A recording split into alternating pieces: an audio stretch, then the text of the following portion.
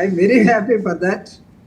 I'm very happy for that. But మనకున్నటువంటి ఈ ఈ ఈ 3 రోజులు 4 రోజులు చేసినటువంటి మీరు నిద్రలేని రాత్రులు, మాలాంటి వాళ్ళు నిద్రలేని రాత్రులు, అంతకన్నా ప్రజలు, యుద్ధంలో పాల్గొన్నటువంటి యుద్ధ వీరులు, తర్వాత ప్రభుత్వం మొత్తం కూడా ఒక ఒక దశలోకి వెళ్ళిపోయి ఏం జరుగుతుంది అనే దశలో మనందరం ఉండిపోయాం. ఇందాక 3 గంటలకి నాకు ఎక్కడ కట్ అయిందో 3 గంటలకు ఒక స్టేట్మెంట్ చూసాం.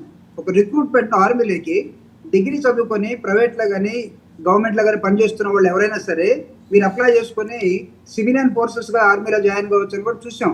అప్పుడు నాకు కాస్త భయం వేసింది. అంటే ఎటుపోతుంది, మనం మొత్తం ప్రజల మొత్తాన్ని ఆర్మీలో చేరమని చెప్తుంటే ఈ దేశం ఇప్పుడు ఎటుపోబోతుంది, వాళ్ళు ఏమైనా న్యూక్లియర్ బాంబ్స్ ఏమైనా వాడబోతా ఉన్నారా, లేకపోతే పిచ్చోడి చేతిలో రాయిలాగా వెళ్ళిపోబోతా ఉందా ఈ దేశం, ఎట్లా దీన్ని ఎవరు కంట్రోల్ చేస్తారు అంటే ఇందాక నేను పెట్టినటువంటి క్వశ్చన్స్ ఏంటంటే కామన్ మ్యాన్ కు వచ్చినటువంటి 2-3 క్వశ్చన్స్. ఇది ఇప్పుడు ఒక ట్వీట్ ద్వారా ఎక్స్ ద్వారా మీకు ఎలాంటి సందేహం కలిగిందో ఇలాంటి జరిగితే ప్రకాష్ రాజ్ గారు, జూపిడి గారు, ప్రకాష్ రాజ్ గారు కూడా ట్వీట్ చేశారు. అంటే జస్ట్ ఆ కాల్పుల విరమణకి ఒక అరగంట ముందు అనుకుంటా ఆయన ట్వీట్ చేసింది. బార్డర్స్లో సామాన్యుల ఇవి శరీరాలు రక్తం ఓడుతున్నాయి, అలాగే యుద్ధకాంక్షతో రగిలిపోతున్న వాళ్ళ భావోద్వేగాలు అక్కడ ప్రస్ఫుటంగా కనిపిస్తున్నాయి. And shame on the part of BJP.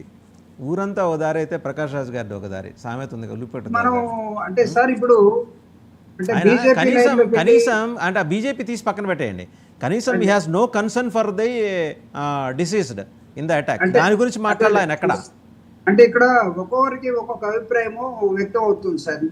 ఇప్పుడు ఓవరాల్ గా ప్రధానమంత్రి గారు కానీ, లేకపోతే దేశాన్ని పరిపాలిస్తున్న వాళ్ళ పార్టీ వాళ్ళు కానీ, లేకపోతే యుద్ధానికి నెట్టవేయబడిన పరిస్థితిని చూసినప్పుడు మనం ఆ కోణం నుంచి ఆలోచించినప్పుడు సీజ్ ఫైర్ ఈ రోజు కాకపోయినా రేపైనా జరుగుతుంది. బట్ నష్టాన్ని ఎవరైనా తేగలం? ఓకే మనకి ఇన్ఫ్రాస్ట్రక్చర్ నష్టమో లేకపోతే ఇంకోటి అనుకోవచ్చు. ఏమన్నా ఎందుకు సార్ ఆయనకి సార్ చాలా మంది నెటిజన్స్ ఏమంటున్నారంటే ప్రకాష్ రాజ్ గారికి ఆ పాకిస్తాన్ పాస్పోర్ట్ ఇస్తే వెళ్ళిపోతాడు, అక్కడ సెటిల్ అయిపోతాడు. ఆయన he has no concern for the deceased అండి. ఏదో 26 మంది అమాయకులు వాళ్ళ ఛాతీల మీద బూటుకాళ్ళు పెట్టి ఉగ్రవాదులు పాయింట్ బ్లాంక్ రేంజ్లో వాళ్ళని కాల్చి చంపుతూ మిమ్మల్ని చంపుతున్నాం, మీ ఆటోలను ఉంచుకుంటున్నాం. ఇప్పుడు ఈ పెద్ద మనిషి ఎక్కడికి వెళ్ళిపోయాడండి? అదే సార్, ఇప్పుడు ఇలాంటి స్టేట్మెంట్స్ ఎవరు కూడా ఇవ్వకూడదు సార్. నేను అనేది ఇప్పుడు మనకు కావాల్సిందే భారతదేశానికి కరెక్ట్ గా ఆలోచించగలిగి ఇలాంటి డెసిషన్స్ తీసుకున్నటువంటి ప్రభుత్వం మనకు అక్కడ ఉంది. సంతోషం. ఎందుకంటే మన అందరం కూడా ఈ వారం రోజుల నుంచి 15 రోజుల నుంచి సాలిడారిటీ ప్రకటించినటువంటి వాడు. ఏదో ఒకటి జరగాలి, ఖచ్చితంగా అవతలకి బుద్ధి రావాలి అని కోరుకున్నాం. కానీ నేను పెట్టినటువంటి 1-2-3 క్వశ్చన్స్ ఏంటంటే ఒక సామాన్యుడు కూడా ఒక డౌట్ వచ్చే అవకాశం ఉంటుంది. ఒక ఎక్స్ ద్వారా అయితే ఇప్పుడు కూడా మనకి పుతిన్ చేస్తున్నటువంటి పుతిన్ ఒక వార్నింగ్ ఇచ్చాడు అంతకుముందు ట్రంప్, నీ ఇష్టం వచ్చినట్టు బిహేవ్ చేస్తే వీ వోంట్ సపోర్ట్ అని. ఇప్పుడు ఆయన కూడా పిలిపించేసి వాళ్ళని కూడా పుతిన్ జెలెన్స్కీని పుతిన్ కూడా పిలిపించేసి సీజ్ ఫైర్ చేయాలి. అట్లనే ఇక్కడ జరుగుతుంది, ఇజ్రాయెల్ కూడా సీజ్ ఫైర్ చేయండి, ప్రపంచం మొత్తం హ్యాపీగా ఉంటుంది. సో ఆ దృక్పథంతో చూసినప్పుడు భారతదేశం 2-3 రోజుల్లోనే ఒక డెసిషన్కి రావటం ఇది సంతోషించదగిన విషయమే. అయితే ప్రపంచ పోలీస్ అని మీరు చెప్పారు కాబట్టి నేను పదే చెప్తున్నా, వీడు రేపటి నుంచి మన మీద పెత్తనం చేయడానికి గ్యారంటీ ఏంటి?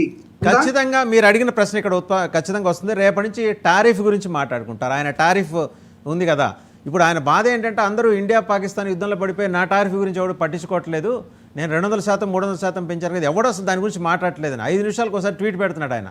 ఖచ్చితంగా దీని వెనకాల ఆయన ఉద్దేశం అదే ఉంటుంది అని చాలామంది అనుకుంటున్నారు సార్. చాలామంది ఎక్కువ ట్రేడింగ్ కమ్యూనిటీ, ఎందుకంటే 2 దేశాల మధ్య ఇప్పుడు మళ్ళీ పాకిస్తాన్ భారత్ మధ్య వాణిజ్య ఒప్పందం మళ్ళీ నేనేం కోరుకుంటున్నానంటే వాసుదేవన్ గారు, నేనేం కోరుకుంటున్నానంటే సరే సీజ్ ఫైర్ ఎవరు ప్రకటించారో ఏదో ఒకటి, నాకు రేపు 12వ తేదీ నాడు ఇరు దేశాల ప్రధానమంత్రులు కూర్చొని వాళ్ళ మిలిటరీ హెడ్స్ ఎవరైతే ఉంటారో వాళ్ళని కూర్చోబెట్టుకొని ఇన్ ఫ్యూచర్ భారతదేశం మీదకి మేము ఎప్పుడు కవింపులకు రాము, ఉగ్రవాద గ్రూపుల్ని మేము ప్రోత్సహించము. అదే విధంగా భారతదేశం కూడా మేము శాంతినే కోరుకుంటాం, అలీన దేశంగానే ఉంటాం.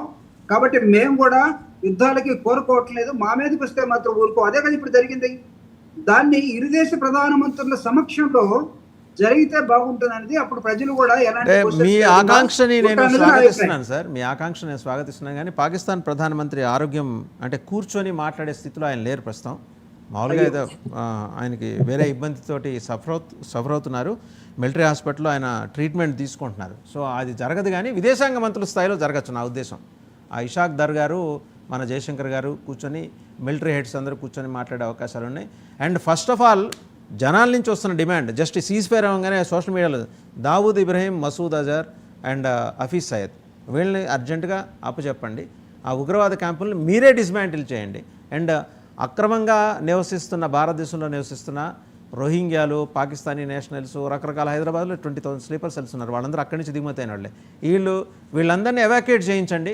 First these 3 are the conditions going to be put before Pakistan కానీ అడ్మినిస్ట్రేషన్. మార్నింగ్ వాసుదేవన్ గారు మార్నింగ్ మీరు ఒక పెద్ద ఎక్సర్సైజ్ చేశారు. నాకు తెలిసి ఏ నేషనల్ ఛానల్ కానీ ఏ రీజనల్ ఛానల్ కానీ చేయనటువంటి ఎక్సర్సైజ్ మీరు లాహోర్ నుంచో ఇస్లామాబాద్ ఇస్లామాబాద్ నుంచి పాకిస్తాన్ సీనియర్ జర్నలిస్ట్ తీసుకొచ్చేసి ప్యానల్లో కూర్చోబెట్టి నిజంగా వాళ్ళు ఏమనుకుంటున్నారు అనేది మన దేశ ప్రజలకి, మన రాష్ట్ర తెలుగు ఇంగ్లీష్లోనే మాట్లాడాం.